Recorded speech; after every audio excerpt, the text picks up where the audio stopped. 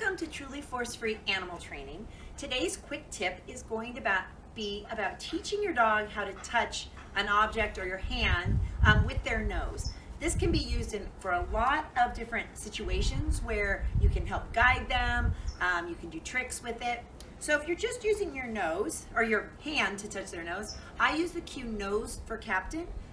If he uses his feet, it's called touch. So that's how I differentiate. You can use the cue touch for the nose, and that's no problem. It just depends on your personal taste. So how you're going to first teach it is you're going to display something in front of their face. So I'm going to use my hand first, and when Captain touches it, looks at it, pays attention to it, I'm going to click and treat. I haven't added a name to it because if he didn't know this, I wouldn't want him to get confused. Captain knows what this is, so then I'm going to say nose. And that one wasn't a very great one, but since we're warming up, I gave him credit for it anyway. Nose, that was much better.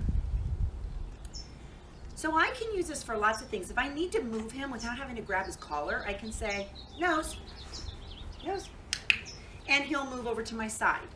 I don't have to grab his collar that way. If I need him to move to the other side, I can say nose, and he will move around. So that way I get a little bit of a chance to move him. If I want to teach him how to jump, I can say nose, and he can learn how to jump. If I want him to go through my legs, I can say nose, and he goes through my legs. So you can use it as a way without having to force them into situations. If I want to add a stick or some kind of target stick, this little stick has a little car on the end, I can do the exact same thing and say nose.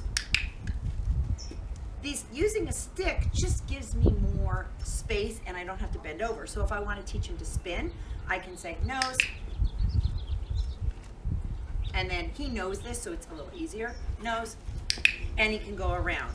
Obviously, it would take more work with a dog who is just learning nose, but you can start doing tricks, and it's better than me going all the way down here. I get to stay in a standing position when I use a target stick. Basically, it's an extension of my arm, which you can see if I say nose. It gets Captain even further away from me if I need him to be.